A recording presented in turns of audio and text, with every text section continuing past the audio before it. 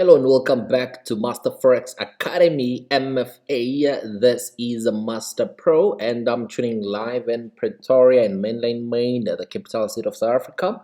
On this beautiful day, we are looking at the pre-London market open analysis, and I'm going to be looking at our NZDUSD. I'm going to be doing an intraday analysis, and that basically means that the analysis that I'm looking at will give us some good positions for entries most likely to be executed today. We can hold these entries throughout the day today, and also if the market continues pushing in our direction, medium to long term is a swing trade. So now looking at this chart, I always do my top down analysis, and I'm looking at this chart. What I'm also gonna be looking at, it's a trend line to see how the market has been moving. Firstly, I see that the market started moving around this area over here. So this area formulated a very strong demand zone, and the market seems to have been going very well since it left this zone over here. So this will obviously remain our entire demand area. If the market was to revisit this area, we can also be looking at potential buy trades, but if the market does break, it can be a potential strong selling momentum. And now the market has gone up, had a retracement point, it continued to shoot up, another retracement, and then from there it seems like price has been correcting itself. So noting where price has been correcting itself, it's around about that price level over there, and this price level down here. So this has been an area where price has been ranging inside. So long term, it's kind of like a correction zone. Now the market has re-entered that area as well. So I'm also peaking levels previously over here.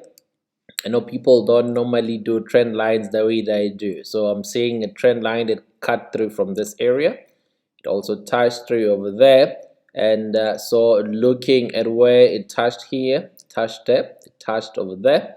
So now it's connecting to exactly where the market is right now. It takes a very special kind of a trader to notice this type of trend lines, because these are not your traditional trend lines to be drawn like this. Obviously, another way that it could have also drawn this was to look at it like that. So now looking at where the market is currently, it's caught at a significant touch. So there was a first touch, second touch, this is a third touch, which means that the market could be formulating a significant reversal around that zone. Equally so, if the market does break that trend line, it basically means that it has come back to where it is going to be doing a continuation of that bullish streak it started taking from that level. So we noticed at this point, this was supposed to be first, second, third touch. It smoothly broke close above, and then it shot all the way up to the top. Right now, it broke this trend line, meaning that bullish momentum, it got lost. It lost its momentum, and then price started correcting itself. It's coming back to test this zone. So if price does this, coming back, it's a breakout and a retest. And then if now price does a breakout and a retest on that price, if it fails to do a break and a continuation above, then there will be probabilities that price might start selling. It might give us continuous selling momentums, because already started selling around those areas over there.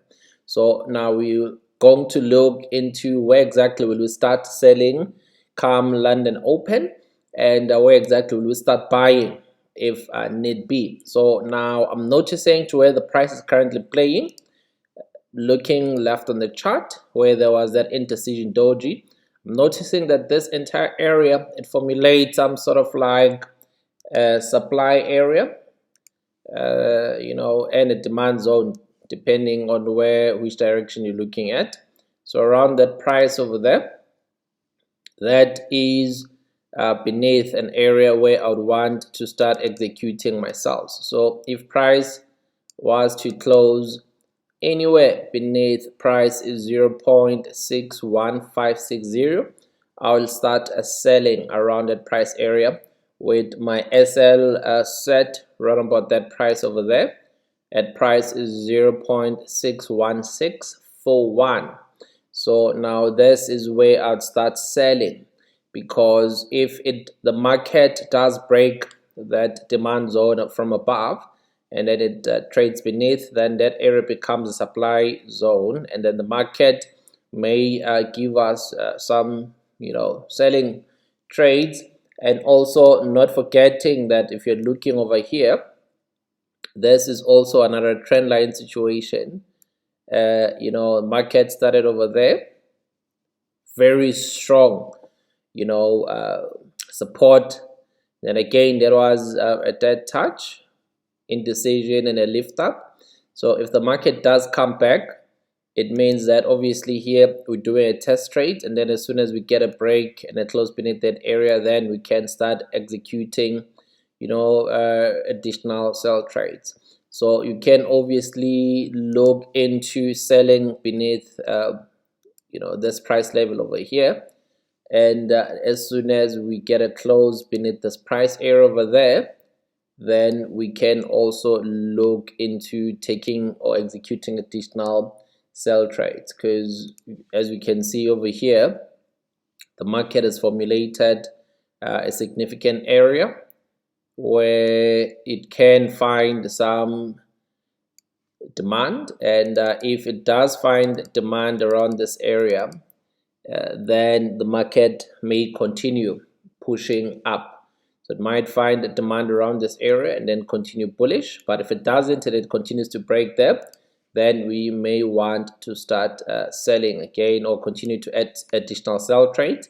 And then another point to look into, if it does continue to push down, if it closes beneath price 0.61235, then that is where I'll aggressively sell. So I'll be aggressively adding sell trades around this point, because I will know that if it breaks and closes beneath that point, there is a greater momentum that it will continue to push until this area over there, then until it gets to the price of 0.60718. Now, with all of these levels, it's important to get an early entry where you can be able to execute these signals, and that early entry is obviously on our M5.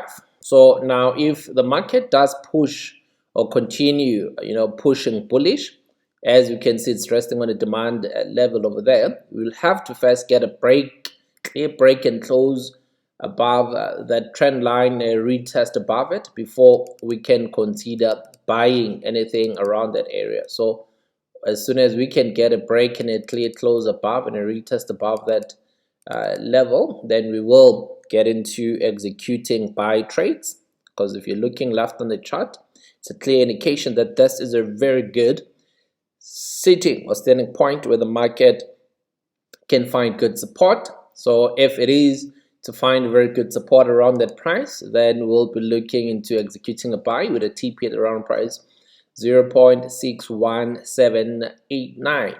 And then now if the market does continue to push and break and close above that price level, looking left at my chart, I'll be looking into adding additional buy trades around the price of 0.61842.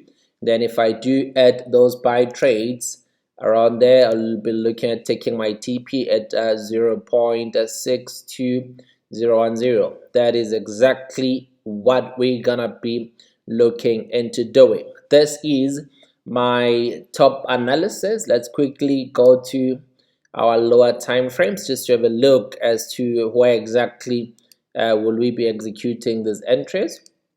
So now it's already clear from our top analysis what we're looking at. So we're looking at the price to clearly break the price level and retest above it, and then further looking lower over here, you can see that the most best price to start buying would be above price 0.61668. Then that's where one would buy nicely. And if price doesn't want to break this range, then it will obviously continue to sell. So now selling anywhere around here, it's considered to be a very high risk sell, because previously left on a chart, this was a significant level, referred to as a demand zone. And if you are to sell anywhere, then use a test trade, and then only once the market is broken sort of like this entire zone, demand zone above and supply zone beneath, then we can start to sell. And then as soon as it breaks this trend line and closes beneath that price, it would also be good to add additional sell trades beneath price 0.61448, and then continue to sell. And then we'll add additional sell trades beneath this demand zone.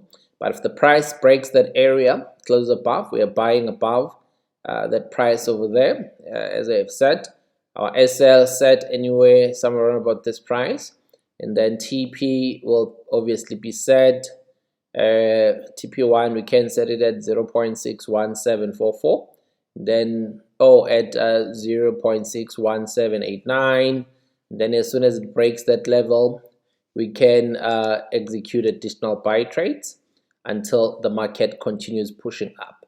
So now when you're looking at our lower time frame, M5 or M15, you'll notice that there's a lot of confusion.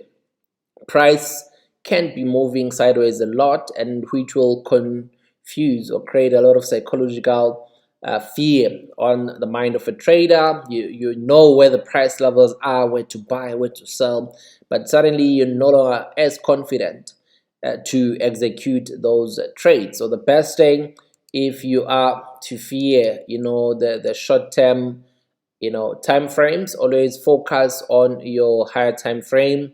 And as soon as you see price trading around that area above pricing closing above those areas, then you can start executing your trades using obviously the smaller time frames, and then come back to a higher time frame to monitor should you be able to continue holding or not. So as soon as we break and close above there, now we are only focusing at the move between this area to that area.